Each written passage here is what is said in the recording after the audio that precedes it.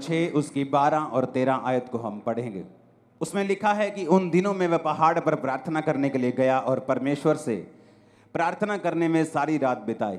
जब दिन हुआ तो उसने अपने चेलों को बुलाकर उनमें से 12 चुन लिए और उनको प्रेरित कहा। बाइबल कहती है प्रभु यीशु मसीह ने सारी रात प्रार्थना की, पहाड़ पर प्रार्थना करने के लिए गए और सारी रात प्रार्थना करते रहे, क्योंकि दिन को परमेश्वर को चेलों को चुनना था।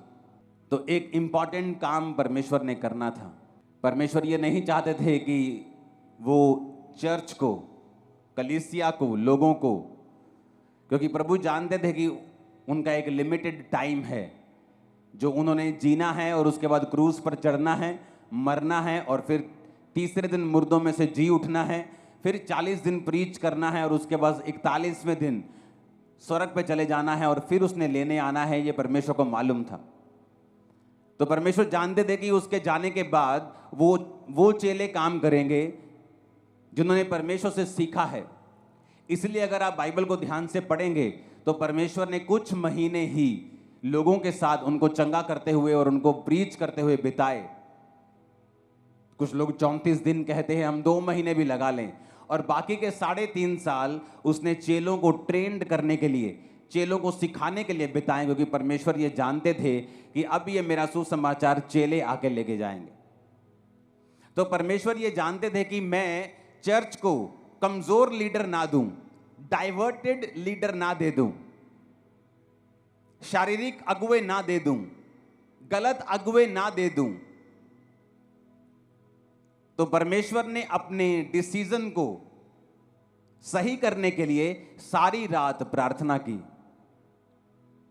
लेकिन आज का विश्वासी जब पता है कि सुबह एक बड़ी अच्छी डील करने के लिए जाना है, रात को वो मोबाइल पे लगा होता है और 2 बजे व्हाट्सएप चला के, फेसबुक चला के, सारे दोस्तों को इंस्टाग्राम पे चेक करके फिर वो सोता है और फिर लाइफ में गलतियां करता है और फिर इल्जाम दूसरों पे डालता है, यार ये बंदा गलत मिल गया लाइफ, यार मेरा पार्टनर गलत मिल गया, बिजनेस पार्टनर सही नहीं मिलिया मैनू, यार मैनू उन्हें धोखा दे दिता। जीसस जानते थे कि अपना फेलियर किसी के ऊपर डालने के बजाय ये अच्छा है कि मैं सारी रात परमेश्वर से प्रार्थना करूं और परमेश्वर से अगुवाई को मांगूं और अपने डिसीजंस के ऊपर परमेश्वर की अगुवाई को लूं, ताकि मैं कोई भी गलती ना करूं।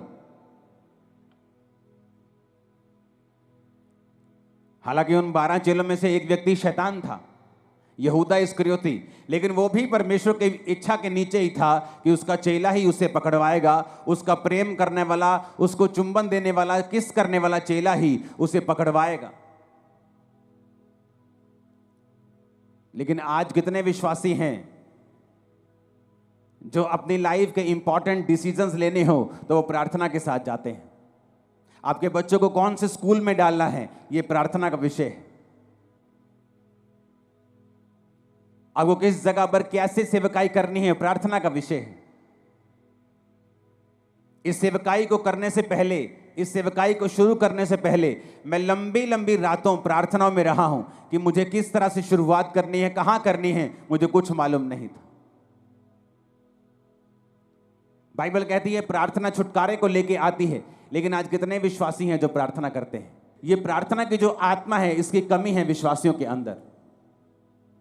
बहुत लोग ये जानते हैं कि प्रार्थना करने से वो छूट जाएंगे, लेकिन जब भी वो प्रार्थना करने के लिए बैठते हैं, शैतान पूरी तरह से उन पे फाइट करता है। आपके परिवार के बीच से होके, आपके शरीर के बीच से होके, इच्छाओं के बीच से होके, आपको जब प्रार्थना करने का समय होता है, हर तरह के नेगेटिव ख्याल आपके मन में आता है, हर तरह का अविश्वास आपके मन में आता है। तो मैं भी ये क्वेश्चन करना चाहता हूं कि जब आप प्रार्थना करने के लिए बैठते हैं तभी ऐसा क्यों होता है? आप टीवी देखने के लिए बैठते तब ऐसा क्यों नहीं होता? जब आप प्रार्थना करने के लिए बैठते हैं तभी अविश्वास मन में क्यों आता है? तभी शैतान मन में क्यों आता है? तभी नेगेटिव बात मन में क्यों आती है? तभी पाप मन में क्यों आता है? क्योंकि शैतान को मालूम है प्रेयर में छुटकारा है। उसको पता है कि प्रेयर के द्वारा ही आप अगले लेवल तक जा सकते हो। उसको पता है कि प्रेयर के द्वारा ही आप ऐसे डिसीजन ले सकते हो जो आप अपने दिमाग से कभी नहीं ले पा रहे थे। क्योंकि उसको पता है कि जब आप प्रेयर करेंगे तो परमेश्वर आपकी स्पिरिट में आपकी अगुवाई करेगा। झट से आपको अंदर एक लाइट की तरह जगता है, जैसे लाइट जगती है ना एकदम कमरे में, वो मोमेंट एक लाइट की तरह होता है। जस्ट आपकी स्पिरिट में ऐसे आता है लाइट की तरह, और आपको मालूम होता है कि परमेश्वर ने आपसे बात की है। लेकिन ये सारी चीजें प्रार्थना में होती हैं और वचन पढ़ने के दौरान होती हैं, जब आप प्रार्थना वाले स्थान में होते हैं और आप वचन पढ़ते हैं। आप जानते हैं बाइबल में लिखा है कि प्रभु यीशु मसीह के कोड़े खाने से आप लोग चंगे हुए। लिखा है कि नहीं लिखा? तब भी कुछ विश्वासी बीमार रहेंगे। ऐसा क्यों? अगर यीशु मसीह के कोड़े खाने से हम चंगे हुए हैं, अगर हमारे परमेश्वर ने प्राइस पे कर दिया है, मूल्य अदा कर दिया है, तो फिर भी बीमारी क्यों? बीमारी इसलिए क्योंकि बाइबल का वचन कभी भी अपने आप पूरा नहीं होता। जिस तरह इंडिया का संविधान जो आपको ताकत देता है, जो ये कहता है कि जब आपने एक प्रॉपर्टी के पैसे पे कर दिए और वो प्रॉपर्टी की रजिस्ट्री आपके नाम के ऊपर है, तो कोई दूसरा उस पर कब्जा नहीं कर सकता, लेकिन फिर भी लोग कब्जा कर लेते हैं, हाँ या ना? फिर आप क्या करते हैं? आप कोर्ट में जाते हैं। आप कोर्ट में जाके बोलते हैं जज साहब को, जज साहब आपके संविधान में लिखा है कि ऐसा ऐसा ऐसा लॉ है, इस लॉ के मुताबिक ये मैं इस प्रॉपर्टी का मालिक हूं, कागज मेरे नाम पे हैं। तो वो जज डिसीजन देता है, जब सब कुछ जांच परख लेता है कि उस बंदे को बाहर निकाला जाए। लेकिन अगर आप केस नहीं करेंगे तो वो बंदा जो है वो आपकी प्रॉपर्टी के ऊपर कब्जा किए रहेगा। आप रोते रहिए, आप करलाते रहिए, आप भीख मांगते रहिए, आप रेंट पे रहते रहिए, आप कुछ भी करते रहिए, नुकसान झेलते रहिए, लेकिन ये सारी चीजें आपका छुटकारे का कारण नहीं बन सकती जब तक आप केस नहीं करेंगे। उसी तरह से आपको परमेश्वर के वचन जो बाइबल में लिखे हैं अपने आप से कभी भी पूरे नहीं होंगे जब तक आप इन वचनों को लेंगे नहीं। जब 2005 में बीमार था, जब मैंने आपको अपनी पहली बाइबल दिखाई थी, तो वो कहीं कहीं से काली है, कहीं कहीं से वो येलो है। क्यों? क्योंकि मेरे सिर पे जब मेरे को मेंटली अपसेट के अटैक होते थे तो बहुत सारा अनॉइंटिंग ऑयल मेरे सिर पे लगा रहता था।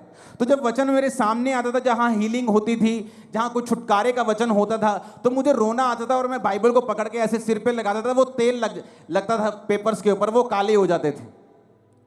तो मैं प्रभु से पूछता था कि परमेश्वर तेरे वचन में लिखा हुआ है, मैंने थोड़ी लिखा है, ये वचन मैंने थोड़ी बनाया है, तेरे वचन में लिखा हुआ है धर्मी का वंश बचाया जाएगा, तेरे वचन में लिखा हुआ है कि तेरे कोड़े खाने से मैं चंगा हो चुका हूं, तेरे वचन में लिखा हुआ है, अब ये तेरा वचन मेरी जिंदगी में पूरा हो।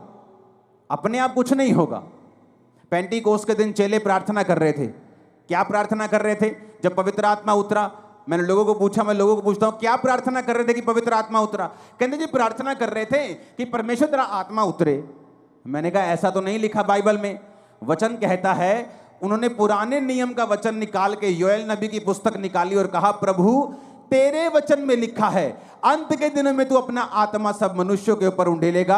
अब तू अपने लिखे हुए वचन के अनुसार अपना आत्मा दे। जब परमेश्वर आपको लिखे हुए वचन से प्रार्थना करते हुए देखता है तो वो आपकी प्रार्थना मोड़ सकता है, खाली भेज सकता है, लेकिन वो अपने लिखे हुए वचन के बीच से की गई प्रार्थना को खाली नहीं भेजता। आप परमेश्वर को धमकियां देते हैं, प्रभु मेरा अभी मैं तो अभी जवान हुई हूं, आप धमकियां देते हैं, प्रभु मेरा बच्चा अभी छोटा है, आप धमकी देते हैं, प्रभु मेरे पास पैसा नहीं है तो मेरी माँ को कैंसर कैसे हो आप धमकियां देते हैं। उसका कोई भी असर परमेश्वर पे नहीं होगा, क्योंकि वो लिखे हुए वचन से बीच में से जो प्रार्थना की जाती है उसको वो सुनता है और उत्तर देता है, क्योंकि वो अपने वचन का इनकार नहीं कर सकता। ऊंची आवाज में हालेलुया बोलो जरा।